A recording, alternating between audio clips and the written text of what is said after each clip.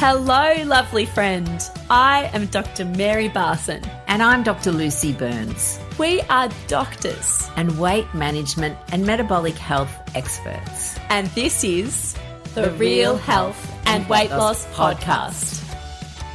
Hello, lovelies. We are super excited to be bringing you this series in menopause where we're interviewing guests on their expert subject regarding perimenopause, menopause and beyond. As always, any information in this podcast is just considered general advice, and we would urge you to seek medical attention if you have any concerns about your health.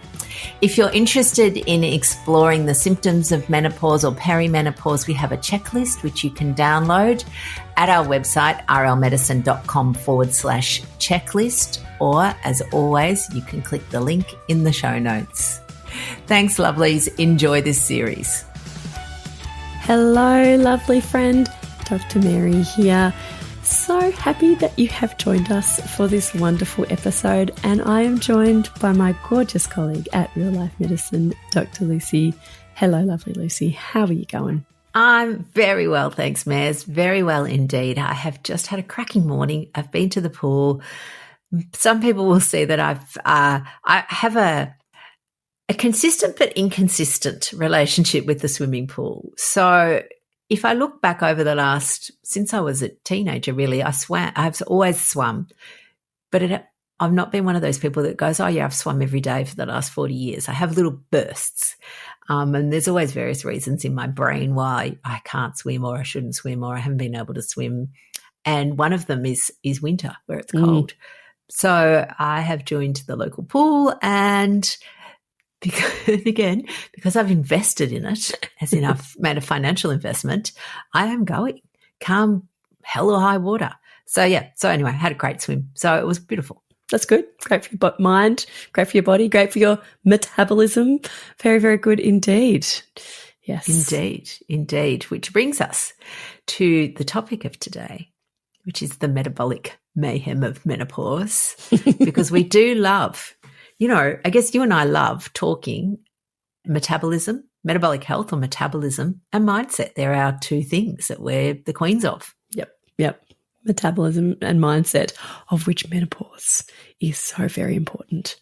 Absolutely, yes. And I guess we've added a little third leg to our chair, which is we talk quite a bit about menopause, but because of its monumental effect on metabolic health. And premenopausal women have much better metabolic health than postmenopausal women. And it's like, well, hang on, what's going on here? So I thought we'd chat about that today. Sounds good. Do you reckon you could just tell our lovely listener, what do you mean by metabolic health? Yeah, absolutely. So metabolic health, the way I like to really think about it is it's the way our body accesses our fuel at its heart, which happens right down to a cellular level. So the way that we access our fuel at a cellular level, which sounds very esoteric, what it actually means is that when we can't do that properly, there's reasons behind it. The heart of which is often insulin resistance. So we end up with higher than optimal levels of insulin, which then have this flow-on effect to our organs, the way we metabolize our lipids, so our cholesterol, our profiles like that, the way we then even regulate things like our blood pressure. All of these flow-on effects go on to end up with chronic diseases, type 2 diabetes and fatty liver. But preceding all of this, we're actually tired and hungry and feel like rubbish. Yep. That's the real crux of it, isn't it? It's how we feel. Yeah, blah, to use another one of our favourite words. We do. We feel blah, or in menopause, as I like to call it, you feel frumpy, grumpy and dumpy because you can't access your fuel properly, and that's what we're going to talk about today. It's a fuel access problem. Love that. Yeah. So what are the metabolic mayhems that occur during menopause that our lovely people need to be aware of? Yeah, well, look, at its heart, menopause or the period, the transition, whatever you like to call it, the peri is that transition period. We have fluctuating and ultimately declining levels of estrogen, progesterone, and testosterone. And that causes a lot of symptoms, as you've all been hearing about over the last couple of weeks. But estrogen in particular has a very specific protective function in the pre-menopausal woman. And particularly around this metabolism, it does a couple of things. So we know that estrogen improves or keeps us insulin sensitive. Now, that's not to say that all premenopausal women are insulin sensitive, because as you well know, Mez, that's not true. Indeed. Yes. Indeed. But what we do know is that there are plenty of women that have been metabolically flexible all their lives, and then menopause comes along, they start gaining weight around the middle, they start feeling tired, and they're wondering what the hell's going on. And that's the declining estrogen is increasing their insulin levels. Interestingly, estrogen also has a role in our metabolic rate. So, Maz, do you want to explain what metabolic rate means? Yeah. So metabolic rate is just how much energy we use to be alive, essentially. How much energy our metabolism uses. And what we use is actually our resting metabolic rate, also called our basal metabolic rate, because everybody's metabolic rate will increase if you start running up hills. But what we want to know is what your metabolic rate is at rest, and not sleeping, just at rest, chilling out, not doing much. And this is all the energy that our body, the fuel that we need to beat our heart, digest our food, grow our skin, just do all of the bodily functions, maintain our temperature. That's metabolic rate. Which is the vast majority of the calories that we expend throughout the day. Totally. Yep. The exercise that you do is just sort of like the extra sprinkles on the cupcake. It's a terrible analogy, but that's what it is. Like, we spend most of our energy just being alive. And staying alive. That's right. Yes. That's exactly it. And so we want our metabolism, our metabolic rate to be nice and high. And that's when we feel good. That's when all of our bodily functions are working well, and optimally our brain is functioning better. We're more likely to feel good, to have a better mood when our metabolic rate is nice and high, nice and amped up. When our metabolic rate slows down, we can do this for a few reasons. When it's slower, we're more sluggish, we're cold, we often have low mood, we're tired, we can be depressed, we can have dry skin. Lots of things can be quite blah, to use that highly technical medical jargon. So it's really important. Our metabolic rate is important to how we function and how we feel. Yes, absolutely. And the metabolic rate is determined by a number of factors. So number one is hormonal factors and, thyroid function. And we're not going to talk a lot about thyroid function today, but thyroid function is absolutely intrinsic with our metabolic rate. Muscle mass is another factor. So the bigger your muscle mass, the higher your metabolic rate, which I kind of love, the idea that the more muscles you've got, you can just lie around burning calories for free. Mm-hmm. And then, the one that we talk about is estrogen. So estrogen's job then is as a part, not only does it increase metabolic rate, but it increases insulin sensitivity. So it also has a really protective antioxidant effect. So again, we talk a lot about metabolic health, and particularly excessive visceral fat or fat around our middle is often inflammatory. And, as part of that inflammatory process, we feel bad. Blah. Very technical term there. We feel blah. But yeah, we do. You feel achy. Again, our body is not designed to be living in a constant state of inflammation. Inflammation has a very, very vital role in the acute setting of wound repair and infection control, but really we're not designed to be constantly inflamed. So estrogen is protective there, as well as, lots of parts of our organs, so brain, gut, all of those things. Progesterone, on the other hand, is another interesting hormone, and its effect on insulin and insulin resistance. And Maz, I reckon you might know a bit about this. So progesterone, when it's elevated, it actually increases our insulin resistance, makes us more insulin resistant, which means that the insulin signaling in our body doesn't work as well. And this is extremely important because if the insulin signaling isn't working as well, our body will make more insulin, and insulin, among many other things, is our fat storing hormone.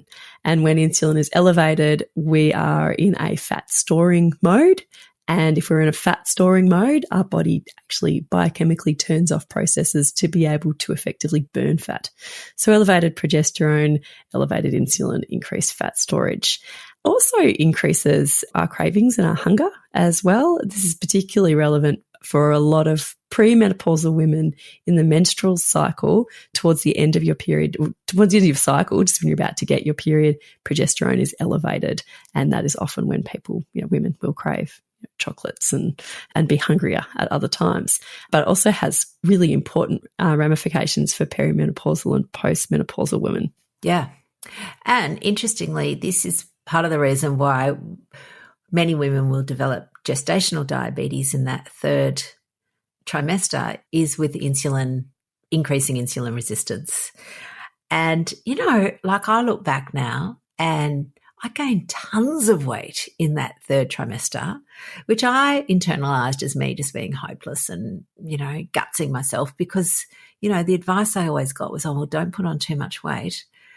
And now I look back and think I didn't guts myself.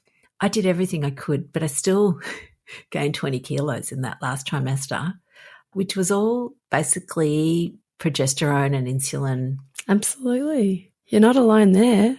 It's like, I got gestational diabetes with my last pregnancy, and despite, really excellent nutritional control, I still needed insulin towards the end because the progesterone went up and up and up, the insulin went up and up and up, the insulin resistance went up and up and up, and I could see my blood sugars going up and up and up. Yeah, absolutely. Thank you, progesterone. Thank you, babies. Yeah. Thank you, babies. Lucky you're so cute. That's all I can say. Absolutely. And then the third change that happens with women is losing testosterone. Like declining estrogen is like a cliff that just sort of testosterone does decline, not quite as rapidly, but it also has an effect on our metabolic health. So we know that testosterone and estrogen are actually both involved in muscle mass, so muscle repair, muscle growth.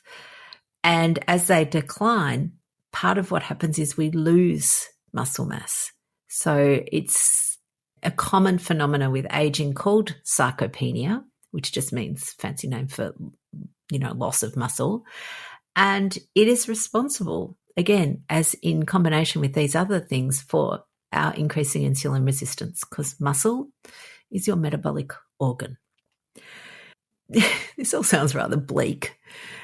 I guess the things that happen with these changing in these three hormones, so you can't stop menopause. If you're a woman, you will go through menopause. It's an inevitable constellation of symptoms. It's coming. It's coming, yeah. So what we can do is manage it. And you can have, there's the this and that. So there's menopausal hormonal therapy is an option for some women. Lifestyle management, so strategic lifestyle options, are what we think everyone should be doing. Now, if you use MHT, then you can get, it's not just, this and that, 1 and 1 equals 2. It's 1 and 1 equals about 15. So you will get so much more benefit if you implement lifestyle treatments with your MHT. If you're not taking MHT for whatever reason, and again, it's not compulsory, then the lifestyle options are really, really important because we can slow down this metabolic mayhem. And we can reduce the harms and even stop many of the harms that can happen, that can occur to your health with this metabolic mayhem. Yeah, absolutely. So, to summarize it, what we know, we call it the metabolic triad. We know that estrogen declines. And when estrogen declines, insulin will go up. And we also know that cortisol will go up. Again, estrogen regulates some of our cortisol production. So increasing insulin and increasing cortisol are not ideal. What we want to do, therefore, is go, well, what can I do to reduce my cortisol and reduce my insulin? Mares, what can they do? So many lovely levers you can push, but the main ones, that are accessible to us all is to reduce and manage your stress, really practical, effective ways, not going out and buying a tropical island to live on, improving your sleep. And there are really sensible, practical things you can do there. You don't have to hit yourself over the head with a rubber mallet. And moving, getting a bit of strength, moving your body, getting those muscles stronger in a really, whatever is an enjoyable way for you, are three really powerful ways that people can improve their metabolism. And there's one fourth one, the major, sustenance. Absolutely. So, we like to use the 4 S's. It's simple, 4 S's, which are sustenance, and as we know, and there is buckets of evidence for it, low carb, real food will reduce your insulin, plain and simple. Stress management, not an absence of external stressors. As you know, Mares, you've got little kids. You can't get rid of them. Apparently not. No. Elderly parents, you can't get rid of them. So there's things in life that are stressful. It's normal. It is normal to have external stressors. What we want to do is to be able to sometimes do an audit of them and see what are my external stressors that I can get rid of. We can always, potentially get rid of a few things. But then what we need to do is, what is my internal mechanism for managing those? Then sleep, as you've already mentioned. Again, for a lot of women, sleep is elusive. And sometimes, again, sick toddlers, you've got no option. If you're an obstetrician and you're out catching babies at night, you will be sleep deprived. If you're a shift worker, then particularly for people whose sleep is outside of their control, they need to double down on all the other elements. But for lots of us, the reason we don't sleep well is that we spend time watching, Netflix till midnight or lie in bed scrolling on our phones, all of which are unhelpful. And then, of course, we've got strength, muscle, metabolic organ. And then I've just started adding in a 5th S just for fun. Oh, go for it, yep. Yeah, a sprinkling of sunshine. Good for you in so many ways. Good for your sleep, good for your stress. You could move your body while you're doing it, so it could be good for your strength. Yep. Yeah. Yep. Yeah, so definitely. And in fact, because I like 5, I've just added in 6 too, which is social connection. So sunlight, as you mentioned, morning sun, if we can get that in again. So not waking up in bed, grabbing your phone and scrolling through 55 emails before you've even opened your eyes properly. It's a really helpful technique to get morning sun as soon as possible. Again, if you're waking up at 6 o'clock in Melbourne at the moment, it's dark. So you can't do much about that. Go look at the stars. Yeah. But if you have the opportunity to do some movement in the morning, particularly with a friend, then you're potentially doing strength, sunlight, social connection, stress reduction, all in one hit. And improving your sleep, because getting some sunlight in the morning is really good for your circadian rhythms. Perfect. Yeah. And whilst social connection is not really a particularly menopausal symptom that we need to manage around menopause, it is just genuinely good for humans. Authentic, genuine social connection, not just going to things and feeling lonely in a very crowded room, but really meaningful connection is wonderful for health. So that's our 6 S's. I love it. The 6 S's. Yes, I know. 6 S's. 6 S's of menopause. Say that. Actually, I reckon you could do some sort of 6 S's as successes. I think you could. There's 6 S's for success. Yes. You can make a tongue twister for sure. So, lovelies, if you're listening and you're thinking, yep, this sounds great. I love the 6 S's. I would like to have success with the 6 S's. Well, the 12-week mind-body rebalance is just about to start. It is. What is the 12-week mind-body rebalance, Dr. Lucy? Just for those who don't know. It is the 6 S's with some gut health in there as well, which doesn't fit into the S. But yeah, basically it does go through. We love mind and body. Like that's the key to life. The key to health is to manage your mind and master your body. And we do that, of course, by looking at all of those pillars. So it runs over 12 weeks. We are in it with you. There's live coaching to really help troubleshoot, because we know for lots of women, and particularly women who are going through menopause, and I say this because, I am one of those, and I spent 35 years or longer dieting. So you've got to, unlearn all that diet trauma, that diet language, work out how to overcome perfectionism. Like we go through all of that. Obviously, we teach you the strategies around sustenance and low carb and make it fun. It's all fun. It actually is fun. It's fun. Yeah. Yeah. So it is our 12-week really a process that looks at improving your metabolism, developing your mindset, and giving you the tools to make it super easy. So last time we ran it for 2024, won't be run again until 2025. So anyone who's looking to join now. There's no time like the present. Absolutely. Check it out, rlmedicine.com. All the information is there on our website, and we'll put a link in the show notes as well. Gorgeous people. Yeah, you can just go, it's rlmedicine.com/12, capital WMBR for, 12-week mind-body rebalance. Yeah, easy peasy, Japanese. What is it? Easy peasy lemon squeezy. Yeah, that sounds better.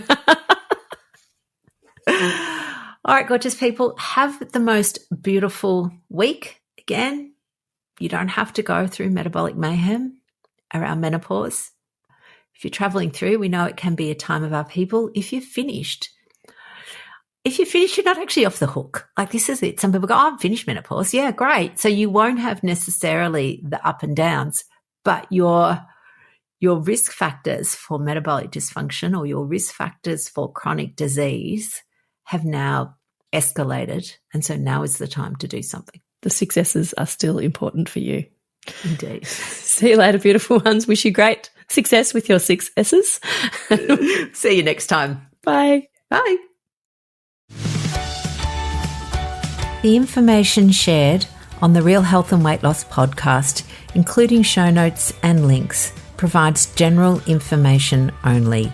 It is not a substitute, nor is it intended to provide individualized medical advice, diagnosis, or treatment, nor can it be construed as such.